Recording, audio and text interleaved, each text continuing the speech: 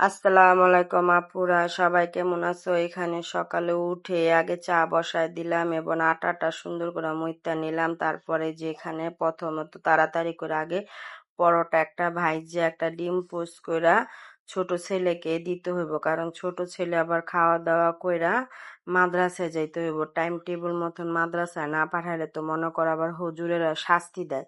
তারপরে হুজুরেরা তো আবার মনে করো হাতে বাড়ি দেয়, পাছার মধ্যে বাড়ি দেয়, এরকম অবস্থা। এই জন্য ওরা তাড়াতাড়ি করে দিয়ে আগে খাওয়াইয়া পাঠায় দিলাম। তারপরে সব কটা পরোটা ভাইজা নিয়ে ওইখানে ভাত বসায় দিলাম।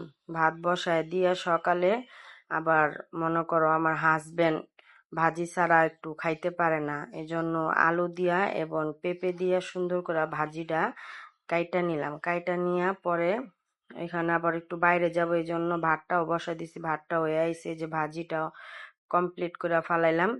পরে একটু ডাইল মনে করো মাখায়, আজকে ডাইলটা মাখায় সুন্দর করে ডাইলটা বসায় দিলাম। একসাথে সবকিছু রেডি করে নিলাম, কারণ আজকে একটু বাইরে যাব, বাইরে একটু কাজ আছে, এই জন্য বাইরে যাইতে হইব, আবার একটু ডাক্তারখানাও যাব।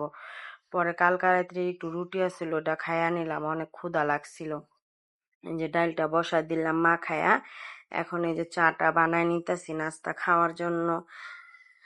এখন চাটা বানাই যে এখন যাবো গা নাস্তা খাইতে। যে নাস্তা খাইতে বসছি, এখানে মনে করো কি কি দিয়া নাস্তা খেলাম আজকে দেখো। এখানে গরুর মাংসের তরকারি, ডিম পোচ করছিলাম, ছেলেটা একটু ডিম খায় না, মুরগির মাংসের তরকারি দেয়া খাইয়া চলে গেছে। আদা আদা পরোটা টুক খাইয়া মনে করো পেট বইরেও খায় না ছেলেটা। পোলাপান কিনে এরকম যে কথা বললে কথা শুনতেই চায় না, এরকম পোলাপান মনে করো। পরে যেখানে নাস্তা খাওয়া শেষ, পরে চা নিয়ে বসলাম। চা না খাইলে তো মনে হয় কিছুই খাইনি আজকে। এই তুরি, আল্লাহ হাফেজ।